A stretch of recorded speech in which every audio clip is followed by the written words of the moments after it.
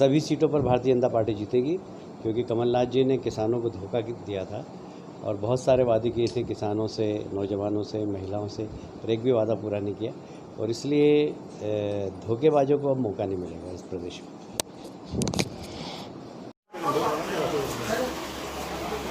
बोलो तब जाना। जाओ। ओके।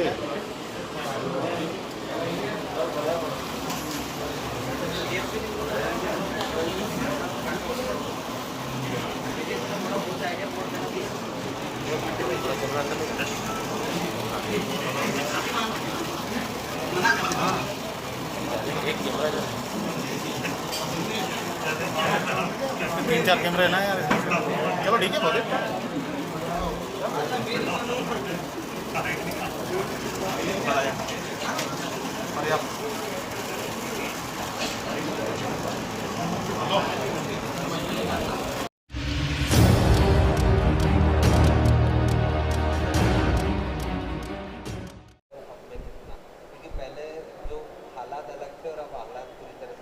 वीसी दो तरह से केंद्र सरकार की तरफ से होती हैं। उसमें पूरे देश के जो प्रमुख स्टेट्स हैं जहाँ उनको चिंता होती है उसको रिव्यू करते हैं वो। जैसे अभी कैबिनेट सेक्रेटरी सर ने की थी, उसमें मध्य प्रदेश के बारे में चर्चा नहीं हुई थी क्योंकि बाकी स्टेट्स में स्थिति ज़्यादा गंभीर दिखी होगी। राज्य स्तर पे जनरल भी सीएम साहब वीसी लेते हैं, सीएस सर वीसी लेते हैं और कई बार स्पेसिफिक भी शहरों की वीसी होती है। तो जब शहरों की स्पेसिफिक वीसी होती है उसमें सारी चीज़ों पर होता है, डिस्चार्ज रेट क्या चल रहा है, डेथ रेट क्या है, मोर्टेलिटी रेट क्या है, आपके पॉजिटिविटी केस कितने हैं, ओवरऑल सीनियरों क्या चल रहा है आपका, सब चीज़ों पे चारे होती है। कॉन्टैक्ट ट्रेसिंग किस प्रकार से की जा रही है, सर्वे टीम्स किस प्रकार से कार्य कर रही हैं, सभी बात होती है। जो एरिया छूटे हुए हैं जहाँ अभी तक संक्रमण नहीं फैला है वो बरकरार रहे, उनके लिए भी हम कुछ ऐसी रणनीति बना सकते हैं जो कि वो उन क्षेत्रों में कम से कम ना फैले। इसीलिए लॉकडाउन इफेक्टिव था अपना, इसीलिए काफ़ी क्षेत्र अपने बचे रहे हैं। और जो जागरूकता की बात कर रहा हूँ मैं, ये चीज़ शहर के नागरिकों की जागरूकता से ही संभव है कि जिस क्षेत्रों में कोई भी वायरस ऐसा नहीं है कि कोई बैरिकेडिंग करके या कोई शीट लगा के वायरस को रोका जा सकता है, ये व्यक्ति टू व्यक्ति फैलता है ये। उसके लिए लॉकडाउन एक कार्रवाई थी जिससे कि बहुत लाभ हुआ है शहर को। और दूसरा, लोगों में जागरूकता आना, जो मैंने बार बार आप बोल रहा हूँ आप लोगों के माध्यम से और आज भी बतलाया है। सर, कोरोना संक्रमण काल में ब्लड डोनेट करने वाले बड़े मिनिमम थे, कुछ ही लोग पहुँचते थे, लेकिन जो पहुँचे वो जरूर हम उन्हें भी कोरोना वॉरियर्स के रूप में देखेंगे। क्या स्थिति रही सर पूरे संक्रमण काल के दौरान, कि कहीं कोई कमी रही ब्लड डोनेट? बीच में MYH में अप्रैल 20-25 के आसपास कुछ दिक्कत आई थी और आगे MYH सुप्रीटेंडेंट मिस्टर ठाकुर ने बस भेज करके उन्होंने बस उपलब्ध कराई थी उनको। और वो हमारे जो ब्लड डोनर्स थे वो लोग सब आए थे और ब्लड डोनेशन लिया गया था। उसके अलावा कभी ऐसे दिक्कत नहीं गई। यहाँ ब्लड की आवश्यकता थी, ब्लड उपलब्ध था यहाँ पर। पूरी ताकत लगा रखी है उसमें। और सुपर स्पेशलिटी में सिविल वर्क 5 से 10 जून के बीच में कंप्लीट हो जाएगा। आगे की कार्रवाई डीन मेडिकल कॉलेज को करनी है, उसमें उनको प्रोक्योरमेंट भी करना है स्टाफ का, HR का, और साथ साथ जो मेडिकल इक्विपमेंट्स को बुलाना है दिल्ली से, उसमें भी उनको पीछे लग के बुलाना पड़ेगा। पर हम लोगों ने जिम्मेदारी ली थी सिविल वर्क पूर्ण कराने की, वो लगभग 5 से 10 जून के बीच में पूरा हो जाएगा। वो 15 जून के आसपास कुछ उम्मीद की जा सकती है। मेरा तो डीन को ये बोलना है कि जैसे सिविल वर्क पूरा हो जाए आप MYH के बिस्तर रख के कहीं से बिस्तर लेके 50 बेड्स प्रारंभ करते हैं। MYH में बहुत स्टाफ है, लोकल शिफ्टिंग की जा सकती है, पर सुपर स्पेशलिटी को प्रारंभ कर देना चाहिए जैसे सिविल वर्क पूरा हो।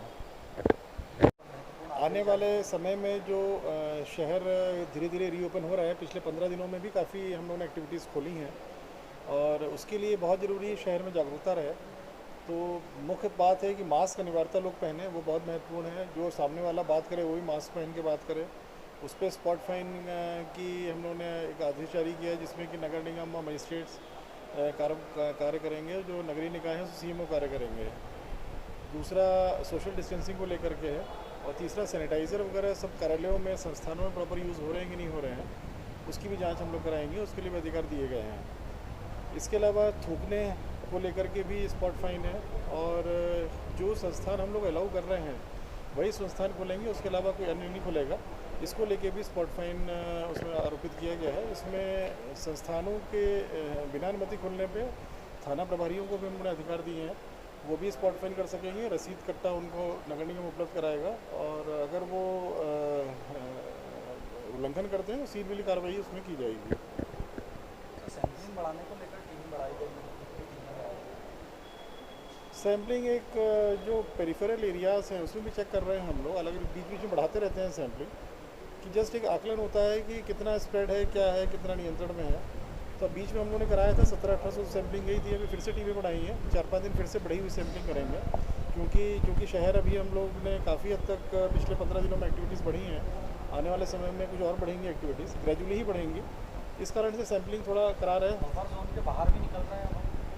सैम्पलिंग तो सभी जगह करा रहे हैं, जो बफर जोन है या बफर जोन के बाहर है, जहाँ कोई केस है चाहे नहीं है, सभी जगह सैम्पलिंग अलग अलग बेसिकली ये सैंपल चेकिंग कराई जाती है अलग अलग क्षेत्रों में। सर आने वाले 4-5 वर्षों में हमें ग्रामीण क्षेत्रों में हर घर में नल की व्यवस्था देनी है, ये चीज़ काफ़ी ग्रामों को नल जल योजना में कवर किया गया है, और मेरे ख्याल से इंदौर का परफॉर्मेंस बहुत अच्छा है PHE का, और उसका रिव्यू एक बार कर चुके हैं, और जो भी जैसे उसमें बजट लगता है, एक्चुअली फंड्स रिक्वायरमेंट होती है, जैसे जैसे फंड्स मिलते जाएंगे पूरे 100% कवरेज करते जाएंगे। अभी क्या स्थिति है सर हमारा, अगर इंदौर जिले एग्जैक्टली मुझे पता करना पड़ेगा, एक संख्या नहीं मालूम है मुझे, पर हाँ ये ज़रूर है कि हमें 150 से ऊपर परियोजना कंप्लीट हुई है यहाँ पर। सर अब PC जो लगातार होती है कोरोना संक्रमण को लेकर, किस बात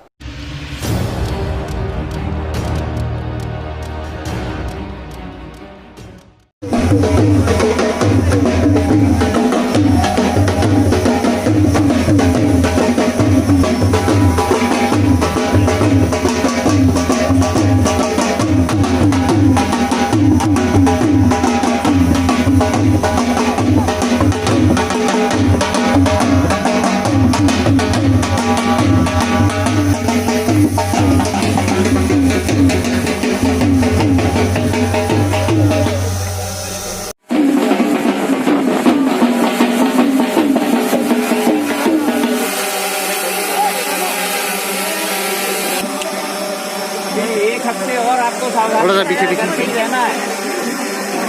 एक हफ्ते और सावधानी रखना है, घर पे ही रहना है, बाहर नहीं निकलना है। पीछे एक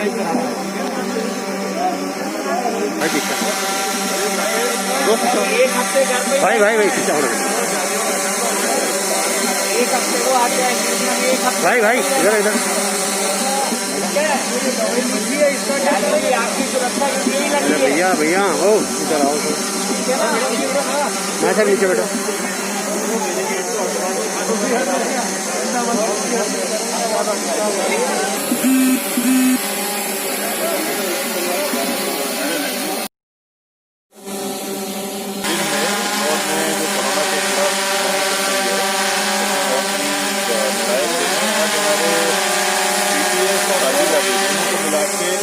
से अधिक लगभग 112 के आसपास पेशेंट जो है वो डिस्चार्ज होकर घर जा रहे हैं। और शुरू से हमारी स्ट्रेटजी भी यही रही है कि हम लोग सैंपलिंग बढ़ाएं, जल्दी से जो भी लोगों को इन्फेक्शन हुआ है उनका जल्दी हम लोग पहचान करें, सैंपलिंग कराकर उनको हम लोग उनकी केयर करना शुरू करें, जिससे कि वो 8-10 दिनों में ठीक हो जाए। उसी का परिणाम है कि आज 112 के आसपास लोग डिस्चार्ज होकर जा रहे हैं, और हमारी जो रिकवरी रेट है वो 60% के ऊपर आज हो जाएगी। आज के बाद मुश्किल से 180 के आसपास लोग बचेंगे जो अब उपचाररत रहेंगे कोरोना से। इसके साथ साथ जो हमारे हॉटस्पॉट एरियाज थे वो सारे के सारे लगभग सेटल हो गए हैं, वहाँ से बहुत कम केसेज जो हैं आजकल निकल रहे हैं। लेकिन इन सभी चीज़ों में लॉकडाउन की और सोशल डिस्टेंसिंग की बहुत निर्णायक भूमिका है।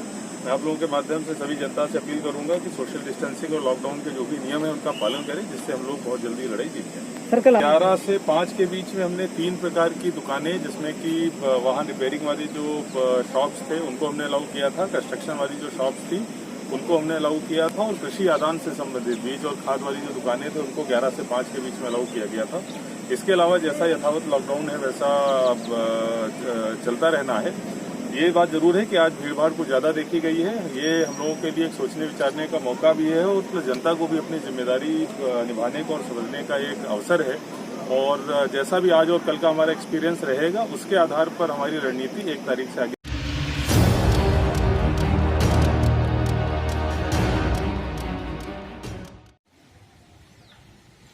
जय हिंद जय हिंदी। 30 मई हिंदी पत्रकारिता दिवस पर हिंदी पत्रकारिता गीत प्रस्तुत है। हिंदी की पत्रकारिता, पत्रकारों की हिंदी, हिंदी के अखबार, अखबारों की हिंदी, पत्रकारों की पत्रकारिता से, अखबारों की अखबारिता से हिंदी में आई और बुलंदी। बधाई हो बधाई 30 मई हिंदी पत्रकारिता दिवस की पावन बेला आई। विश्व पटल पर हिंदी की अमर बेल लहर लहर लहराई। उदंत मारतंड हिंदी भाषा का पहला समाचार पत्र था। उदंत मारतंड 30 मई 1826 को पहली बार छपा था उदंत मारतंड। शब्दकारों की शब्दकारिता, शब्दकारों की हिंदी, पत्रकारों की पत्रकारिता से, अखबारों की अखबारिता से हिंदी में आई और बुलंदी। प्रस्फुटित हुई थी हिंदी की गंगा, देवनागरी का दिव्य हिमालय पिघला था। प्रस्फुटित हुई थी हिंदी की गंगा, देवनागरी का दिव्य हिमालय पिघला था। हिंदी समाचार पत्र का सूरज कोलकाता से निकला था। हिंदी समाचार पत्र का सूरज कोलकाता से निकला था। कलमकारों की कलमकारिता, कलमकारों की हिंदी, पत्रकारों की पत्रकारिता से, अखबारों की अखबारिता से हिंदी में आई और बुलंदी। पंडित युगल किशोर शुक्ल ने साहसिक कदम बढ़ाया था।